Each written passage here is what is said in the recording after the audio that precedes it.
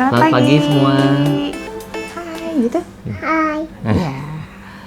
Selamat hari Minggu. Selamat berjumpa lagi di kelas pemuda-pemudi Gereja Baptis Indonesia Batu Zaman. Yeah. Kalau sekolah minggu kali ya. Kalau kelas pemuda-pemudi kita belum ada sih. Iya. Ya.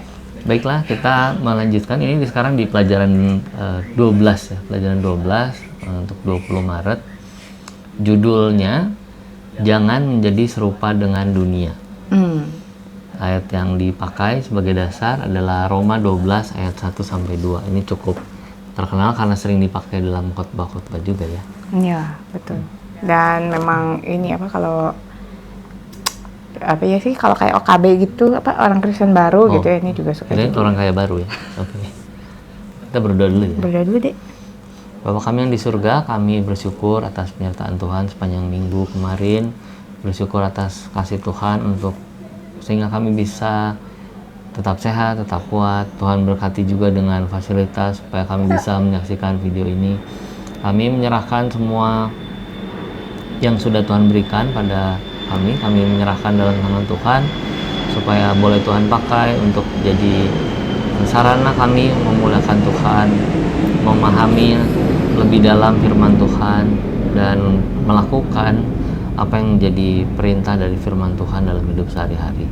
Terima kasih Tuhan Yesus Kristus, kami menyerahkan seluruh doa kami dalam nama Tuhan Yesus. Amin. Mohon maaf tadi ada yang lewat di atas. Jadi busy karena dia busy gitu. Ini dalam kondisi berawan. Baiklah, tadi kita lanjut ke ayat hafalan. Ayat hafalannya di Roma 12 ayat 2.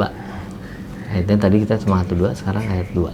3, 2, 1. Janganlah kamu menjadi serupa dengan dunia ini, tetapi berubahlah oleh pembaharuan budimu, sehingga kamu dapat membedakan manakah kehendak Allah, apa yang baik, yang berkenan pada Allah, dan yang sempurna. Amin. Nah, memang kalau kita membayangkan begitu, ini seperti pelajaran, bukan membayangkan, mengingat gitu ya Bu. Mengingat dengan pelajaran 1, kayak nyambung-nyambung juga ya. Iya, betul. Soalnya kan tuntutan di pelajaran 1 adalah, atau arahan di pelajaran 1 adalah supaya kita menjadi murid itu yang berbeda dengan apa yang dilakukan dunia.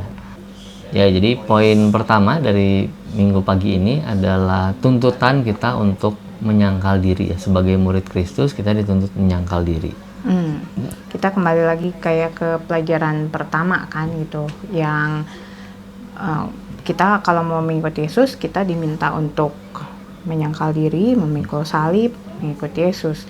Sehingga buat saya sih waktu baca soal tidak menjadi serupa dengan dunia, ya kurang lebih kan seperti itu juga ya, menyangkal diri lagi, mengambil hal-hal yang tidak belum tentu sesuai keinginan kita, tapi benar menurut firman Tuhan gitu. Dan ya salah satunya pasti itu tidak serupa dengan dunia ini.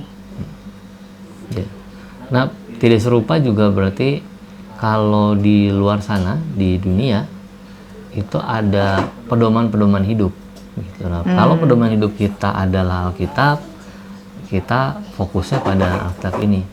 Jadi tidak mengikuti pedoman-pedoman yang ada di luar, walaupun kelihatannya baik, tapi harus dicek memang apakah ujungnya seperti apa. Kalau kemudian perbuatan baik itu mengarah pada kita sendiri, pada diri kita, itu yang kemudian harus kita waspadai, karena fokus kita berbuat baik kan mengembalikan itu ya, pengucapan syukur kepada Allah.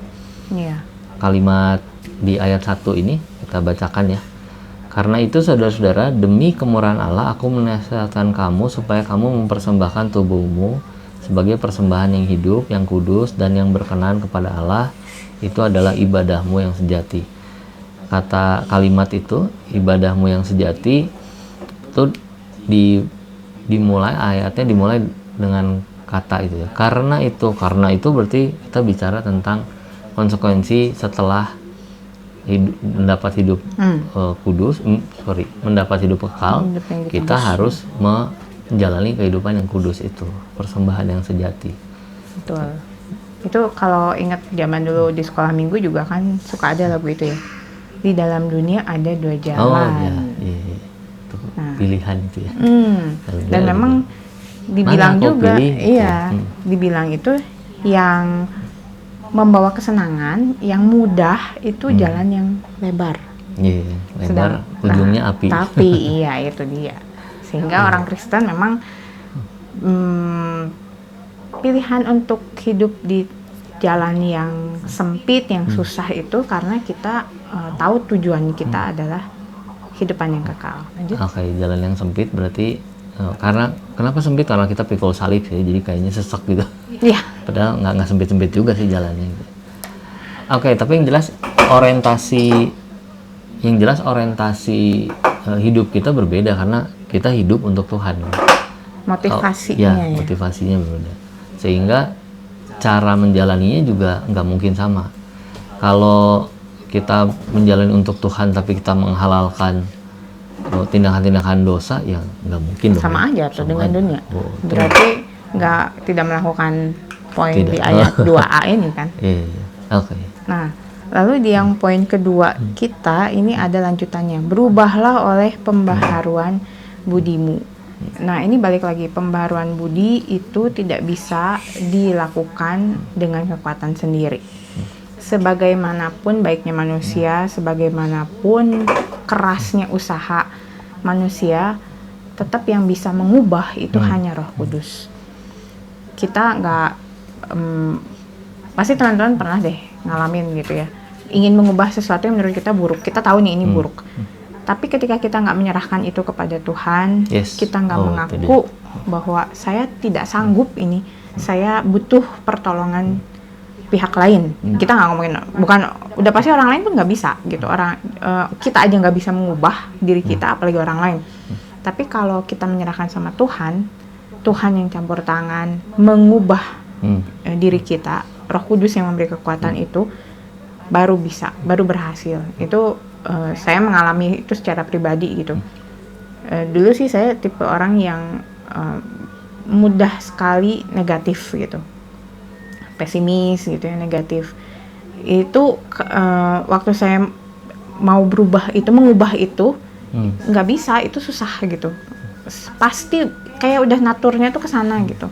Nah, tapi ketika saya menyadari bahwa Tuhan sebetulnya membawa banyak harapan dalam hidup saya, tuh ada masa depan yang indah kayak gitu, itu pola pikir langsung berubah gitu, cara memandang itu berubah gitu. Jadi teman-teman, tadi kembali lagi ke soal persembahan yang hidup. Ya ini diri kita nih, setiap hari dibawa ke hadapan Tuhan supaya bisa jadi persembahan yang hidup. Nggak cuma setiap hari Minggu jam kebaktian kali ya. Iya, jelas. Karena kalau itu seperti muara. Ya, itu ya. Kebaktian itu seperti muara. Latihannya itu ya, latihannya sepanjang minggu. Ya, latihannya sepanjang minggu.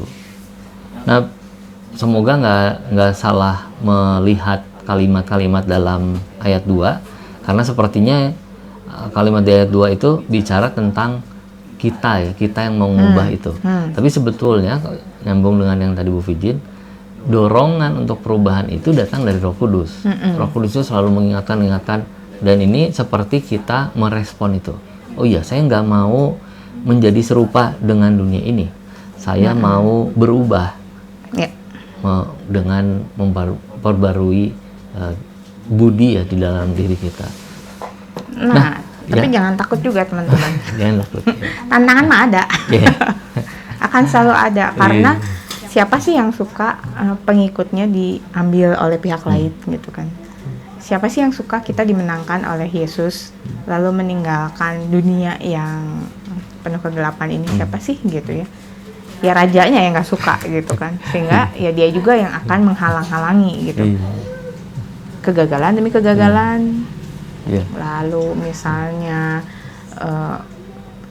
kelemahan gitu ya, masih terus aja gitu berkutat di situ lagi. Iya. Hasutan-hasutan. Iya gitu. Tapi sebetulnya itu bukan akhir ya. Kita masih berproses dan Tuhan pasti akan menyertai semua proses itu. Amin. Kita bisa gagal, Tuhan enggak gitu. Yeah. Jadi jangan putus asa, jangan patah semangat kalau hari ini gagal, besok coba lagi. Nah, melanjutkan Bu. Jadi terus apa sih yang gagal hari ini, besok kita bisa ulangi lagi?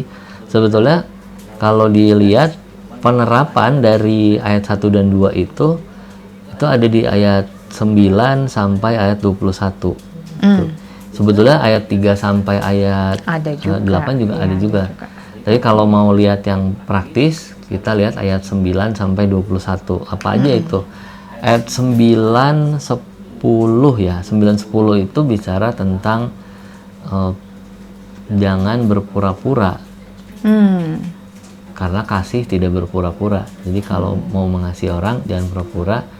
Jauhi yang jahat, lakukan yang baik, kira-kira gitu ya.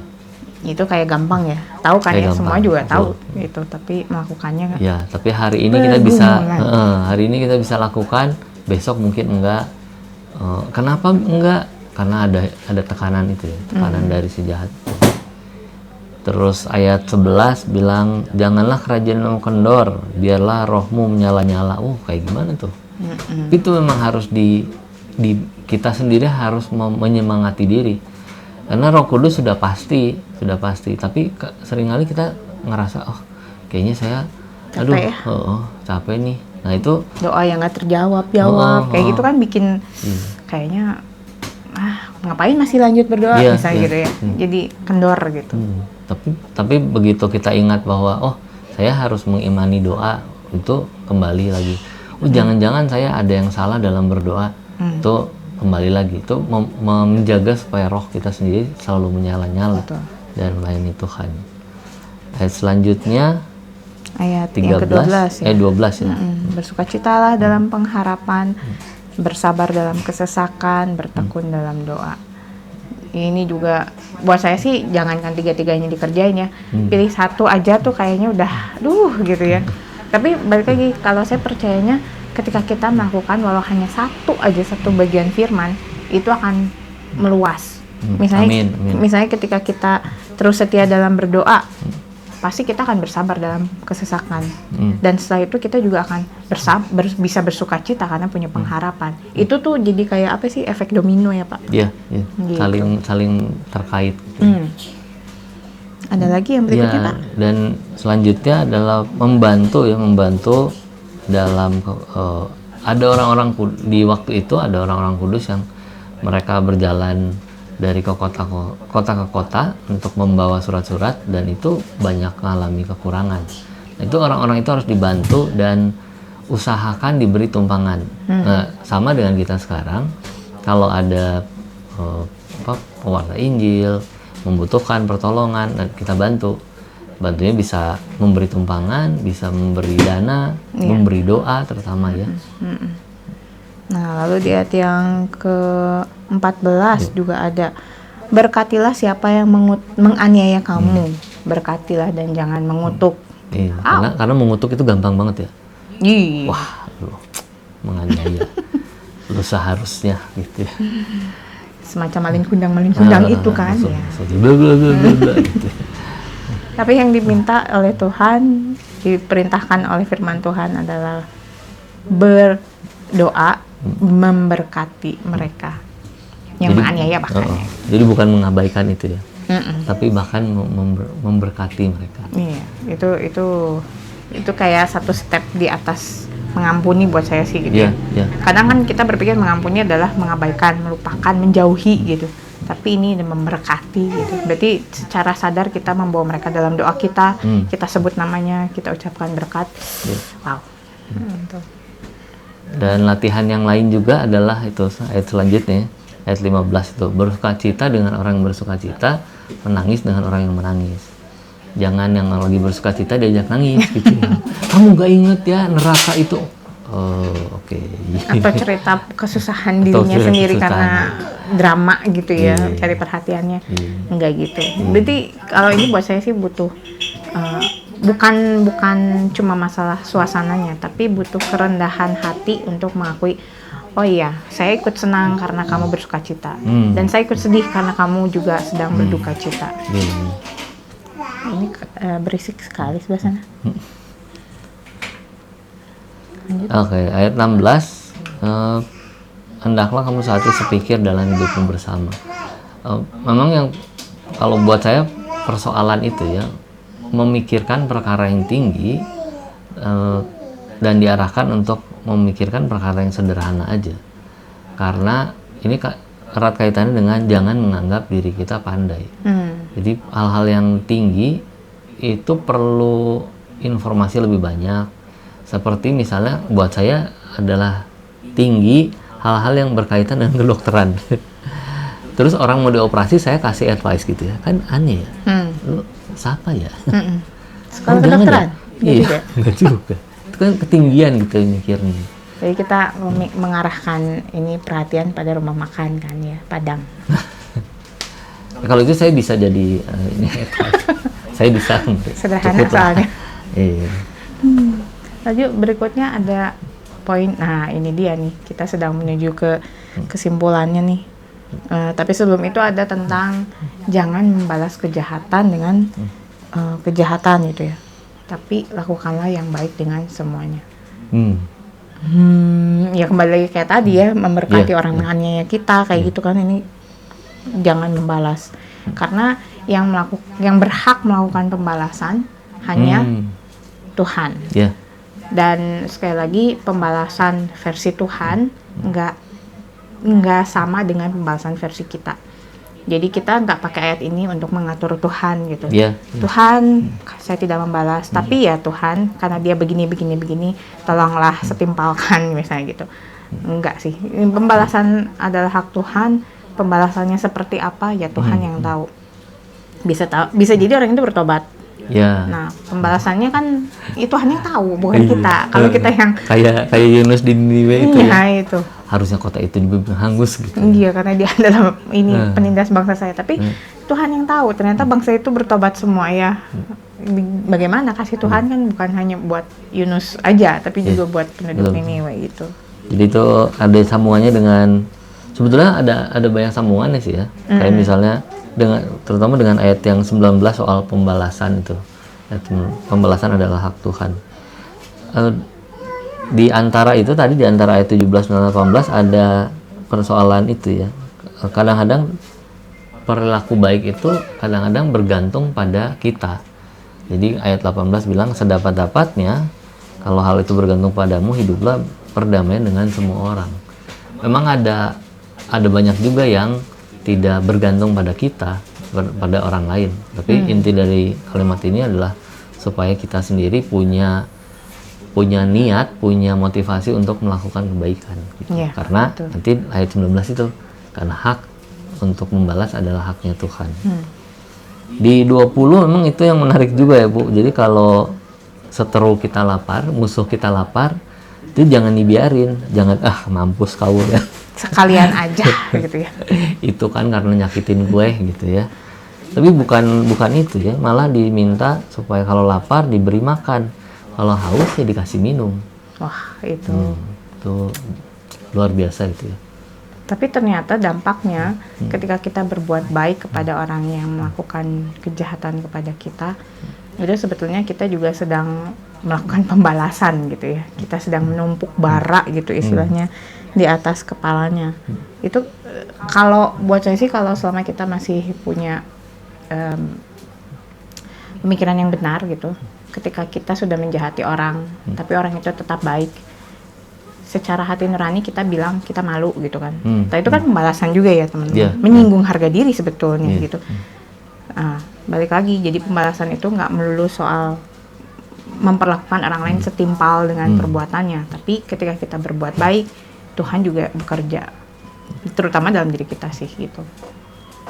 Nah, yang terakhir ini Pak, kesimpulannya. Janganlah kamu kalah terhadap kejahatan, tapi kalahkanlah kejahatan dengan kebaikan.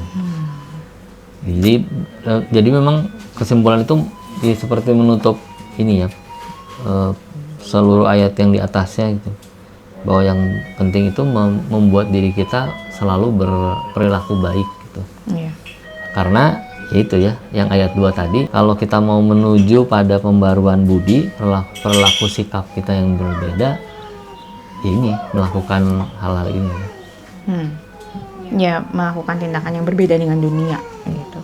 Kalau dunia ngajarin mata ganti mata, gigi ganti gigi, bahkan kadang masih berlaku nih untuk beberapa orang, termasuk orang Kristen, kadang pola pikirnya masih begitu.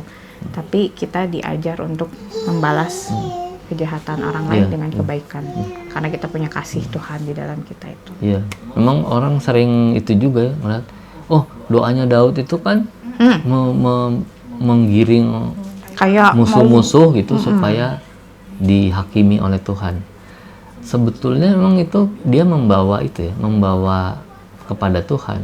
Ya. Tuhan, ini persoalannya begini, selayaknya orang itu begini, tapi Tuhan nih yang punya kuasa gitu.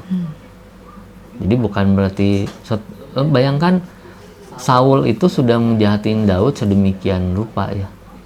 Tapi dia tetap bilang, di antara kita hanya Tuhan yang jadi hakim gitu.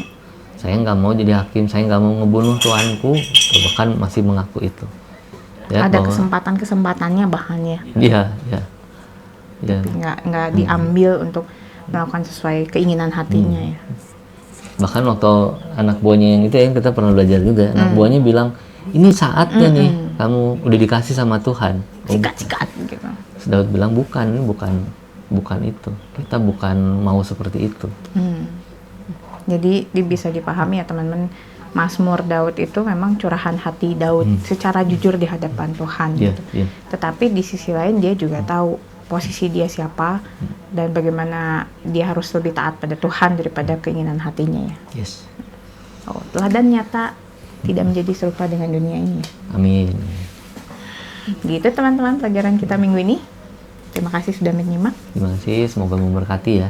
Dan semoga ada satu yang bisa diterapkan atau bahkan lebih banyak lagi gitu ya. Iya, sekali lagi yang Bu Firin bilang di awal itu, kalau hari ini gagal, kita lakukan besok. Kalau besok gagal, kita ulangi. Coba lagi di hari selanjutnya. Iya, betul. Jangan menyerah sampai Tuhan datang. Betul. Lagunya gitu ya. Baik, mari kita berdoa bersama-sama. Terima kasih Tuhan Yesus, kami bisa menyelesaikan pelajaran pada pagi hari ini. Terima kasih karena Engkau yang menyertai, Engkau yang memberi hikmat, pengertian kepada kami semua. Biarlah kiranya Roh Kudus yang ada di dalam diri kami semua terus berkarya, terus mengobarkan semangat yang tidak henti untuk semakin rindu menyerupai Kristus. Amin. Kami tahu kami lemah, kami tahu kami penuh dengan kegagalan. Kadang-kadang kami merasa kami tidak layak, kami tidak bisa. Tapi sekali lagi karena anugerah Tuhan saja yang memampukan kami. Tuhan yang sudah memilih kami sehingga kami boleh menjadi murid Yesus. Sehingga kami juga percaya Tuhan saja yang akan menguatkan kami untuk terus setia menyangkal diri kami. Amin. Terima kasih Tuhan Yesus. Kami percaya Tuhan juga memberkati murid-murid kami, semua yang menyaksikan video ini sebagaimana Tuhan sudah terlebih dahulu memberkati kami. Terima kasih Tuhan Yesus, kami mohon ampun untuk segala kegagalan kami, kelemahan kami. Biarlah hari demi hari kami tidak menyerah, tapi kami mau terus berjalan bersama Tuhan, karena Tuhan menyertai, Tuhan memberi kesempatan-kesempatan baru kepada kami setiap hari. Terima kasih Tuhan Yesus, hanya di dalam nama-Mu kami akhiri doa ini. Amin. Amin. Terima kasih sudah menyimak. Sekali lagi, sampai jumpa minggu depan. Tuhan Yesus memberkati. Bye.